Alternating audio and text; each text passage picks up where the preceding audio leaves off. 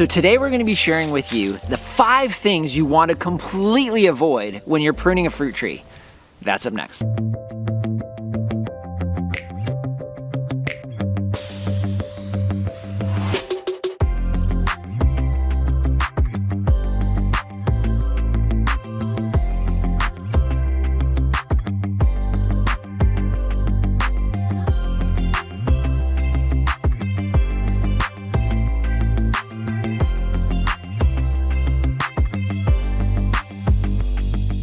Hello everyone, this is Dwayne with Edge of Nowhere Farm, and we're coming to you here in January. Now if you guys have been following us along, you know that we have over 180 fruiting trees, vines, and shrubs here on the Sonoran Desert Farm. So with that, we've got a lot of pruning to do. Now, we've been pruning in the desert here for over 15 years. Hundreds and hundreds of trees have gone through our shears.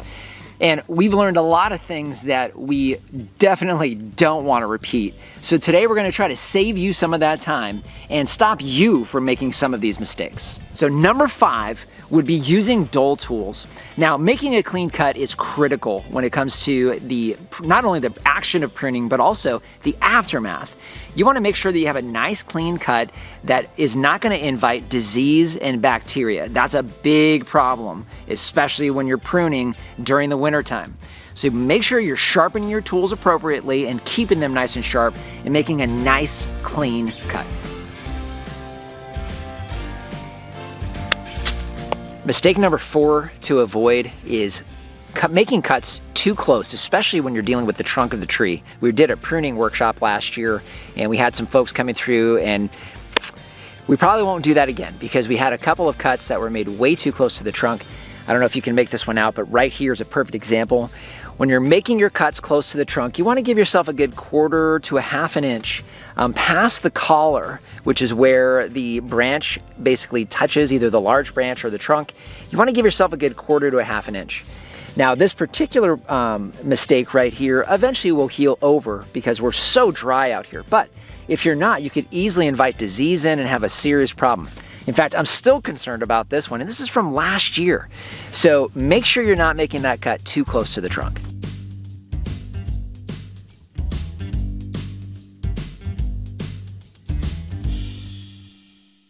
Mistake number 3 to avoid would be pruning at the wrong time of year. Now I had mentioned we're here in January. You can see our fig trees behind us here. These still have leaves on them, which means there may still be sap running up into the branches.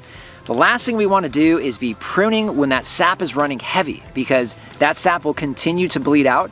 You could lose a tree from that, especially with a large enough cut.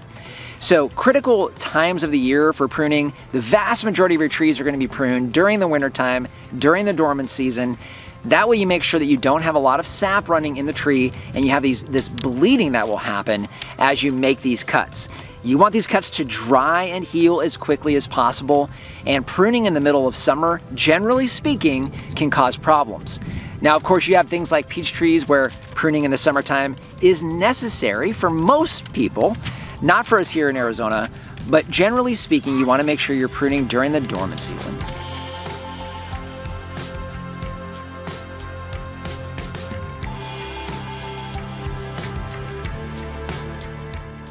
Mistake number 2 to avoid at all costs, pruning too much.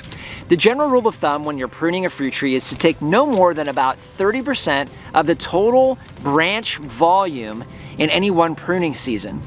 Now, we sometimes fudge that a little bit heavier, and you can, if the trees grow really aggressively like ours do, maybe you can take closer to 40%, maybe even 50, but 30% is a good general rule of thumb. So we're back here on the back of our farm, and we have several very large black Pakistan and white Persian mulberries back here. These trees we want to be nice and beautiful, but a few years back we had one that split perfectly into the trunk, and we did everything we could to try to stop that split from happening.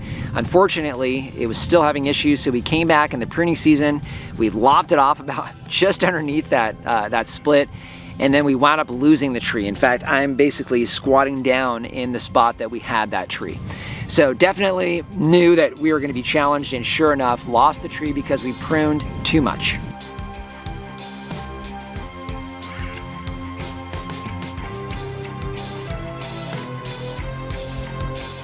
So mistake number one to avoid when pruning fruit trees is pruning off your fruiting spurs. Now I'm underneath one of our plum trees, and this right here, this here, this here, these are all fruiting spurs. This is where fruit's gonna develop here this spring. Now of course, why have a fruit tree if you're not gonna have fruit? So if you go pruning each one of these off, you will get exactly nothing on your plums, apricots, cherries, and trees like that. So definitely a huge mistake, and our number one mistake that we've made in the past, we've lost our entire harvest by pruning off these fruiting spurs.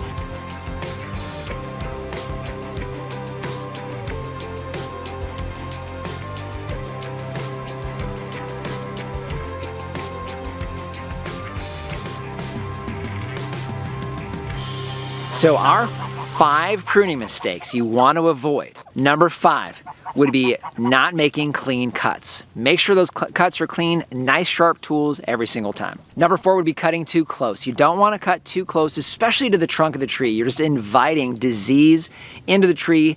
Definitely a huge mistake you don't want to make. Next would be pruning at the wrong time of year. We're here in the wintertime. Perfect time to prune your fruit trees. Definitely not during the middle of summer or when that sap is running real heavy. Next would be pruning too much at once. Remember the 30% rule? No more than 30% of total leaf branching that you want to remove in any one season. And then of course, last but not least, watch those fruiting spurs. Last thing you want to do is eliminate all of your potential harvest here during the pruning season. Hopefully you guys found this useful. If you did, give us a thumbs up. And if you guys have an example of a pruning mistake that you've made that you want to share with everyone, hey, we've shared some of ours today. We all do it. But you know what? Maybe you could save somebody a lifetime worth of fruit by your mistake and sharing it with us here. So just want to thank you for joining us today. If you haven't done so already, subscribe to the channel. We cover a lot of things here on this Sonoran desert farm and would love to see you on a regular basis. If you have any questions or comments, those go in the comment section down below. And our Amazon shop, I'll leave a link down in the description. That's a free, painless way to help support the channel. If you start with the link down below, it doesn't matter what you buy, you help to support us here. So just want to thank you for joining us today and remind you, if we can farm on the edge of nowhere, so can you.